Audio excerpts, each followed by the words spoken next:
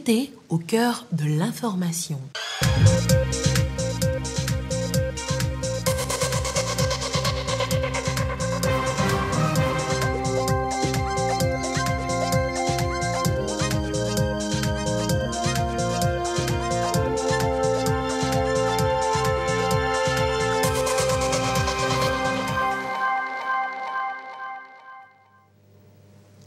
Merci de suivre le 20h sur la télévision togolaise. Voici d'abord les titres.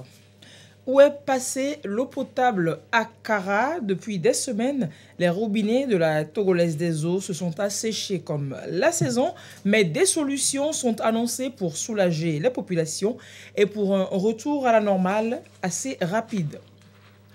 Le Bénin vit les dernières heures de la campagne électorale pour les législatives de dimanche.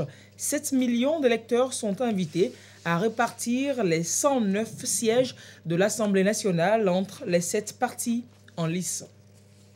Et puis le Festival international de la mode au Togo célèbre son 10e anniversaire alors qu'il devient Togocom FIMO 228.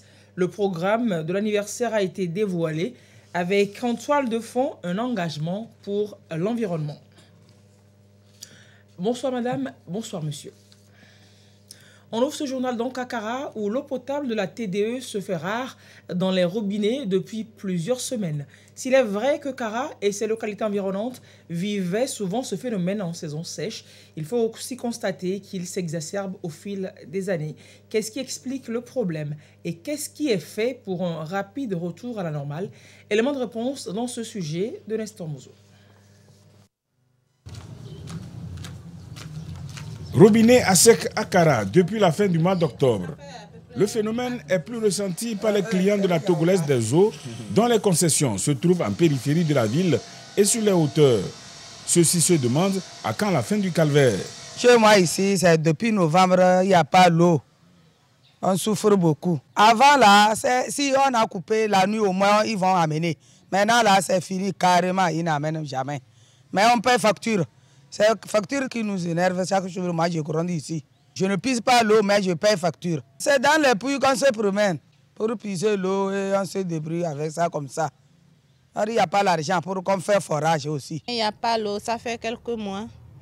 Et ça ne sort pas. Des fois, ça fait 5 jours, 6 jours, même des fois une semaine, ça ne sort pas. Des fois, on amène minuit à 1h. Et déjà, à 6h, on reprend. On se réveille, obligé. On se réveille pour puiser, déposer. Ça nous gêne, mais on ne peut rien.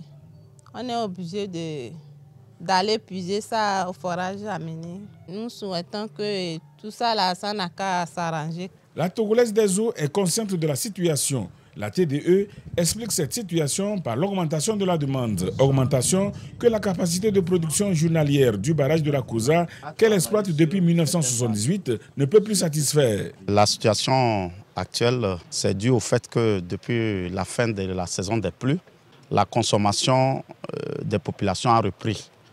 Avec une consommation qui dépasse aujourd'hui la quantité que nous produisons à travers l'ancienne chaîne qui a été mise en place et en service depuis les années 77-78. Le gouvernement a déjà pensé au problème et depuis un certain moment a lancé le projet pour pouvoir suppléer au déficit de production à travers une nouvelle chaîne qui va donner autour de 8 000 m3, ce qui va porter la production à 15 500 m3. Les populations qui sont en aval, la quantité d'eau qui arrive consomme et il n'en reste pas assez pour aller jusqu'à l'extrémité ou en hauteur. Ce qui fait que ceux qui sont à ces niveaux-là n'arrivent pas à avoir de l'eau. Pour le moment, la TDE a opté pour une distribution alternée entre les zones. Même avec cette disposition, certains quartiers attendent plusieurs jours avant d'avoir de l'eau pour quelques heures.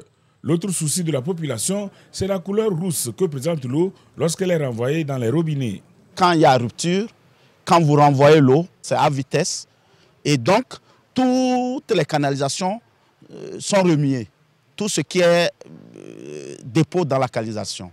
Et donc, c'est ceux qui ouvrent les premières eaux qui arrivent, qui sont colorés. Mais avec le temps, quand l'écoulement devient laminaire, l'eau devient non colorés. En termes de qualité microbiologique, elle est garantie, mais en termes de physico-chimique, ce n'est pas très garanti, mais en laissant décanter, il n'y a pas de problème pour la consommation. La TDE promet que les travaux de construction de la nouvelle chaîne de production du barrage de la COSAP vont s'achever à la fin du mois en cours afin que la desserte en eau potable revienne à la normale. Et justement, nous parvient ce communiqué de la Togolaise des eaux relatif à la situation de la desserte en eau potable à Kara. Le communiqué dit ce qui suit.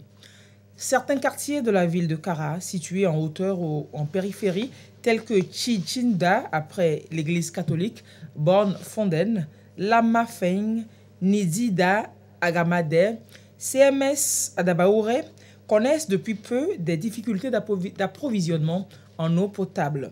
Cette situation est due d'une part à la sécheresse et d'autre part à l'insuffisance de production journalière de l'usine de la COSA face à la demande croissante de la population.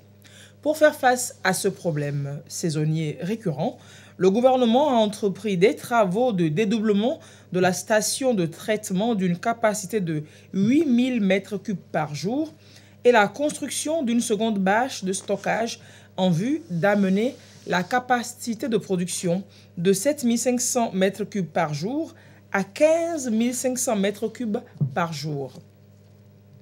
Les travaux de construction de la nouvelle station de traitement sont achevés et le nouvel ouvrage va bientôt être réceptionné. À cet effet, la Société togolaise des eaux rassure les populations de la ville de Kara et ses environs du retour à la situation normale de desserte en eau potable dans les plus brefs délais.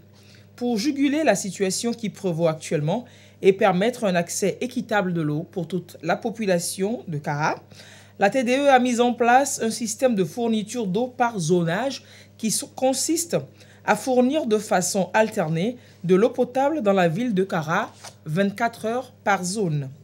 En plus du zonage pour les quartiers à faible approvisionnement, la TDE a démarré ce jour la distribution gratuite d'eau potable par camion-citerne 2 fois par jour, à 8h et à 16h, au point de livraison suivant. Lycée d'Ongoyo pour les quartiers Nidida, Agamade et Adabaoure. Église catholique de Chichinda pour Chichinda et Bonfonden. CEB Abouda pour les zones après l'université de Kara. La TDE présente ses excuses aux populations de Kara en général et en particulier celles des quartiers impactés par le désagrément et les invite à signaler toute perturbation en dehors du zonage indiqué en appelant gratuitement le numéro vert de la région, le 91 13 66 66. C'est signé par la Direction générale de la Togolaise des eaux. On reste à Kara pour le suivi des micro-projets d'infrastructures financés par le Fonds d'appui aux collectivités territoriales en 2021. Le comité régional d'approbation était sur le terrain pour vérifier la réalisation des ouvrages qui ont été confiés donc à l'Agence nationale de développement à la base. On voit cela avec Nestor Mozo. 22 communes constituent la région de la Kara. Pour le compte du Fonds d'appui aux collectivités territoriales FACT 2021, chacune de ces communes a bénéficié d'un micro-projet d'infrastructure.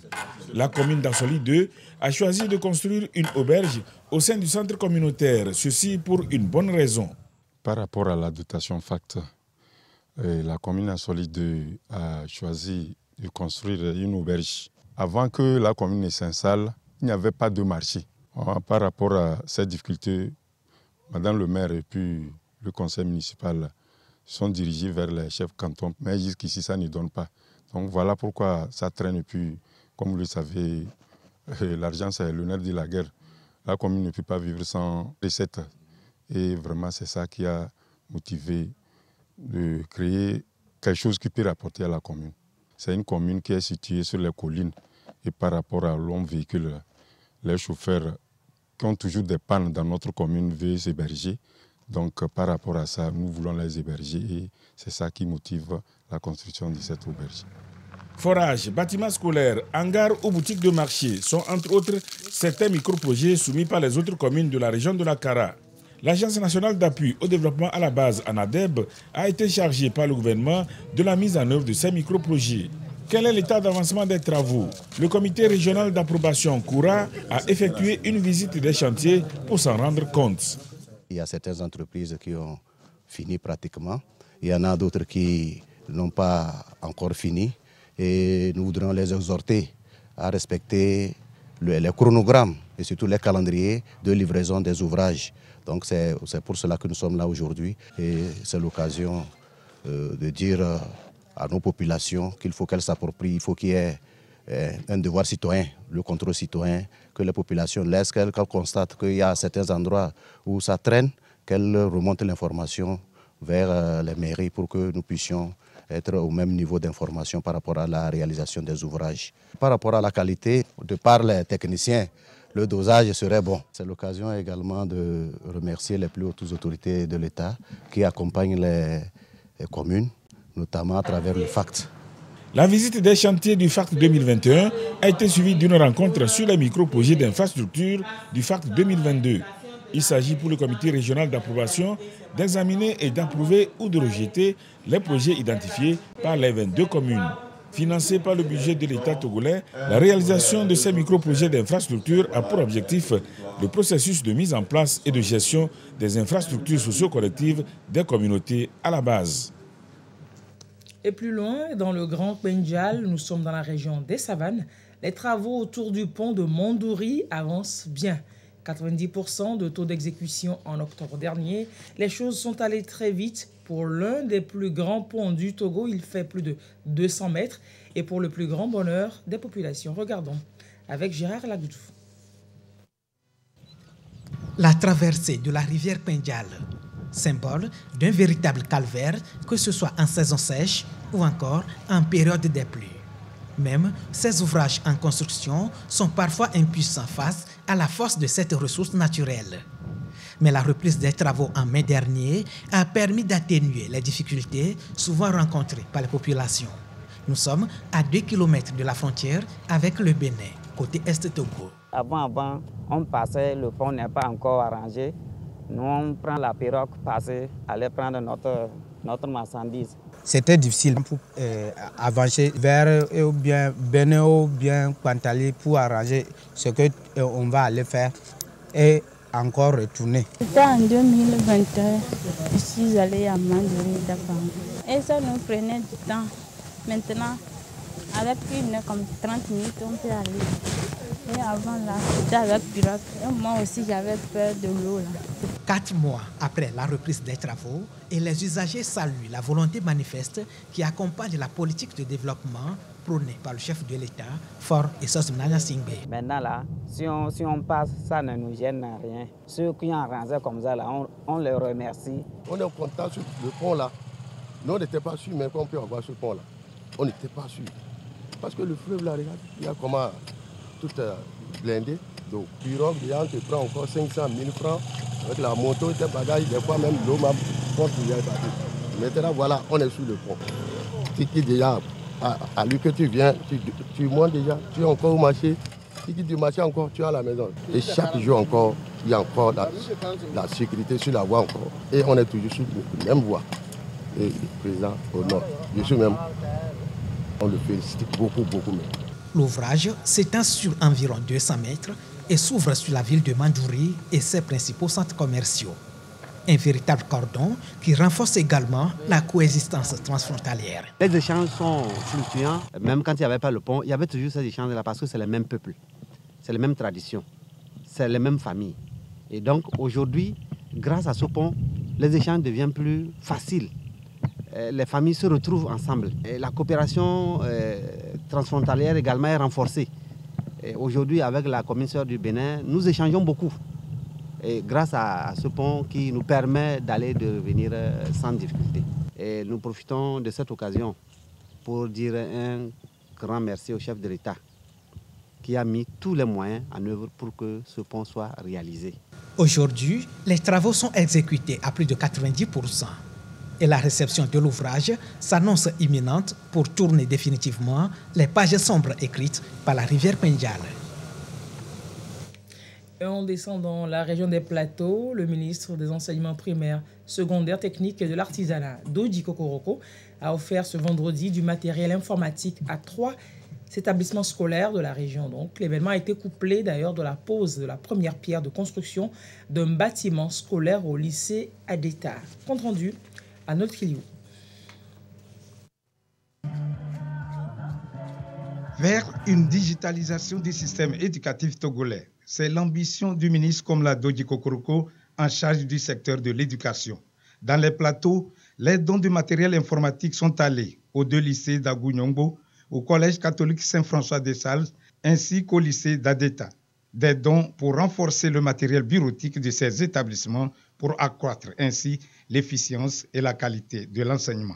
Je leur dis merci, tout simplement merci pour tout le travail qui est fait pour que nos enfants, nos élèves aient accès à un enseignement de qualité. Aujourd'hui, c'est les ordinateurs qu'on nous a offerts et demain, c'est les bâtiments qu'on va construire pour favoriser l'accès à une éducation de qualité à nos enfants. Le ministre Kokoroko a insisté sur les réformes en cours, notamment le recrutement des enseignants pour pallier à l'insuffisance du corps d'encadrement. Il a abordé avec les acteurs de l'éducation les valeurs qui fondent la réussite, à savoir la discipline et le travail bien fait. Avant d'arriver ici, nous sommes passés par Agunyongbo pour la même cérémonie, Balimé, le collège des sœurs pour la même cérémonie, et ici, la cérémonie est couplée. La remise du matériel informatique, également le lancement d'un chantier de construction. Et vous voyez, donc nous sommes au tout début du mois de janvier de l'année 2023. Et vous voyez, nous, notre région seule a bénéficié de 4 grandes actions en une seule journée. Et cela augure des lendemains meilleurs à travers ce recrutement qui est annoncé. Et ça, comptez sur notre ministre, comptez sur l'État, parce que ce n'est pas des paroles lancées en l'air, ça va se faire. Et donc, ce serait un plus pour venir progressivement renforcer déjà le personnel enseignant qui est sur le terrain et ainsi essayer de réduire autant que faire se peut les effectifs des enseignants volontaires, pas en les écartant, mais en les résorbant. Pour encourager l'excellence chez la gente féminine, les ordinateurs ont été offerts aux 4 meilleurs élèves des lycées Nyongbo et d'Adeta. Le ministre a clôturé son séjour dans les Plateaux avec la pose de la première pierre de la construction d'un bâtiment scolaire pour étendre les infrastructures d'accueil du lycée d'Adeta. Un geste pour joindre l'acte à la parole. Et les réformes portent leurs fruits également déjà en agriculture et précisément ici dans la filière coton, plus de 52 000 tonnes de coton-graines. C'est la prévision de la nouvelle société cotonnière du Togo pour la campagne 2022-2023. Première culture industrielle du Togo, le coton togolais va désormais alimenter les activités de la plateforme industrielle d'Adetikopé. Les cotonculteurs sont donc appelés à booster leur productivité pour pouvoir fournir la matière première à la pierre qui commence déjà à faire sortir ses premiers produits textiles. On voit cela avec Antoinette Roumain-Ovovor. Les campagnes 2022-2023 de commercialisation du coton-graine lancées. Selon les projections de la nouvelle société cotonnière NSCT, plus de 52 000 tonnes de production sont attendues, ce qui s'explique par les effets des changements climatiques avec l'irrégularité des pluies et les poches de sécheresse importantes enregistrées sur le territoire. À cela s'ajoute la vague d'infestation de nouveaux ravageurs qui touchent l'ensemble des pays cotonniers de la sous-région. Ce thor blanc est la principale culture de rente et la première culture industrielle du Togo. Il contribue à près de 4,3% du PIB du pays. Et déjà, la plateforme industrielle d'Adetikopé va contribuer davantage au développement de cette activité. Ceci à travers la transformation de ce thor blanc en textile. On y voit déjà les retombées avec la sortie des premiers vêtements Made in Togo produits avec du coton 100% local au sein de la plateforme. Ce qui permettra aux cotonculteurs de produire plus pour alimenter ces usines de textiles. L'un des maillons forts de l'économie au Togo demeure l'Office togolais des recettes. Pour le budget exercice 2023, par exemple, l'OTR va mobiliser à elle seule près de la moitié des recettes. Depuis son opérationnalisation en 2014, ces chiffres sont en constante croissance pour financer les grands chantiers du pays. On en parle avec Firmin Adjinare. L'Office togolais des recettes OTR, né de la fusion des douanes et des impôts, respectait une vision des plus hautes autorités du pays, celle d'apporter des nouvelles restructurations dans la collecte des taxes pour une amélioration continue des recettes internes. Combattre l'évasion fiscale et la corruption, voilà les principaux objectifs fixés par cette restructuration. Aujourd'hui, l'OTR est une institution qui assure un service de qualité aux contribuables et prodigue des conseils au gouvernement et aux contribuables en matière de politique fiscale. Les résultats aujourd'hui sont très encourageants d'année en année. L'OTR rassure. Surtout ces dernières années, malgré la crise sanitaire qui a plombé les activités économiques, l'OTR essaie toujours de sortir son épingle du jeu. De 2018 à aujourd'hui, la croissance est remarquable. En 2019, une augmentation de 12% des recettes par rapport à 2018. L'année d'après, c'est encore une amélioration de 4,5% par rapport à 2019. Pour le compte de 2021, la contribution des recettes fiscales au budget national espéré à 528 milliards s'est plutôt retrouvée à 779,8 milliards. Pour septembre 2022, l'institution a collecté 646 milliards sur les 814 milliards attendus à fin décembre. Un taux de réalisation estimé à 79%. Des résultats qui reflètent la volonté du Togo à dématérialiser les procédures à travers une transformation très avancée en numérique. Malgré ces résultats très encourageants, l'OTR envisage beaucoup de surprises pour cette année 2023. On va parler d'auto-emploi des jeunes à présent et le cas précis de Ange Savi à Atakpamé. Il est sérigraphe, mais il rajoute le dessin, l'art et la musique à son activité principale. Il arrive à vivre de ses talents et il a surtout accepté de livrer son secret à Sylvain Aboudou. Regardons. L'auto-emploi, c'est l'une des initiatives que promeut le gouvernement togolais pour une meilleure insertion socio-professionnelle des jeunes. Ange Savi l'a bien compris et depuis 10 ans, c'est ici qu'il s'est installé et mène ses activités de sérigraphie, une activité phare à laquelle il allie également l'art, le dessin et la musique. Mais comment parvient-il à développer son talent d'art et son ingéniosité dans la conception et l'impression des habits? J'ai eu la chance d'étudier la psychologie des écritures, la psychologie des couleurs et des formes géométriques. C'est pour cela, si je veux dessiner quelque chose, bien, je veux faire une conception à un client donné. Ces cours-là me permettent de m'orienter. Si vous me demandez, par exemple, de concevoir une affiche publicitaire ou une banderole pour la journée mondiale des enfants démunis, par exemple, je ne peux pas choisir les mêmes caractères d'écriture que la journée mondiale des adultes, par exemple.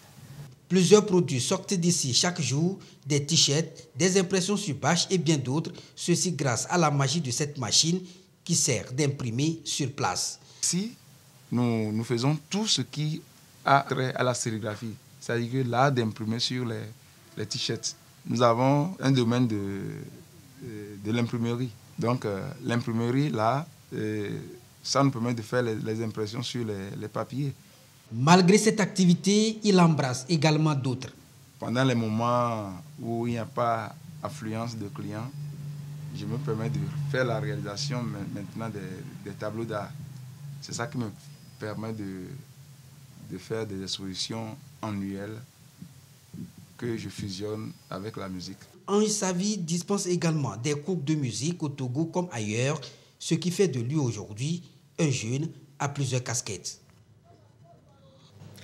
J-2 pour les élections législatives au Bénin, vous l'avez compris, on est hors du Togo. Dimanche prochain, ils seront près de 7 millions d'électeurs à renouveler les 109 sièges de l'Assemblée nationale pour les 3 prochaines années. 7 partis politiques sont en campagne donc pour les dernières heures. Ce vendredi marque la fin de la campagne électorale pour les élections législatives au Bénin. Dimanche, cette formation politique, dont 3 de l'opposition, vont briguer les 109 sièges de l'Assemblée générale pour un mandat de 3 ans. Plus de 6 millions d'électeurs sont attendus aux urnes. Le parti Les Démocrates de l'ancien président Thomas Boniaï y participe pour la première fois, étant donné que l'opposition béninoise a finalement été autorisée à prendre part aux élections législatives, 4 ans après une réforme controversée du système électoral qui avait provoqué des manifestations dans tout le pays. Lors des précédentes élections législatives en 2019, seuls 2 partis proches du pouvoir avaient pu présenter des candidats, une première depuis l'avènement de la démocratie en 1991. Le mot d'ordre semble être l'inclusivité pour le scrutin de dimanche, puisque 24 sièges sont réservés aux femmes. Lors de la dernière mandature, elles n'étaient que 6 à siéger à l'Assemblée nationale. Dans un message adressé au Parlement début décembre, le président béninois Patrice Talon disait espérer que le nombre de femmes élues aux prochaines législatives soit supérieur au quota fixé par la loi. En Ouganda, le pays est sur le point de déclarer la fin de l'épidémie d'Ebola.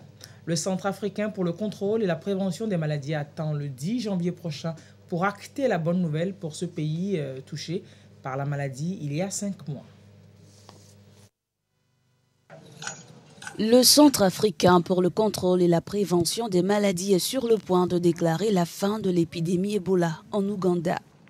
Ces derniers jours, aucun cas n'a été enregistré et selon l'Agence de santé publique de l'Union africaine, il faut attendre le 10 janvier prochain pour achever la période d'observation et officiellement mettre fin à cette épidémie. Le dernier patient est sorti de l'hôpital en décembre et les dernières restrictions dans les districts les plus touchés ont été totalement levées après une campagne de vaccination.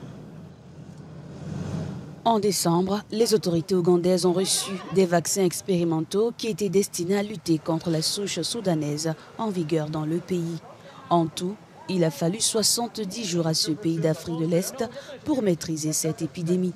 La maladie s'était déclarée dans ce pays en septembre. On finit tout en culture, tout en mode avec le Festival international de la mode au Togo.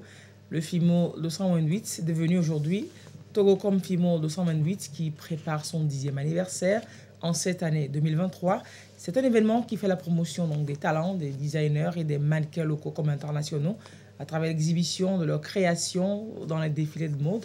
La série d'activités qui va donc meubler les 10 ans de Togocom FIMO 228 a été dévoilée à la presse avec en toile de fond l'engagement de la mode pour la protection de l'environnement.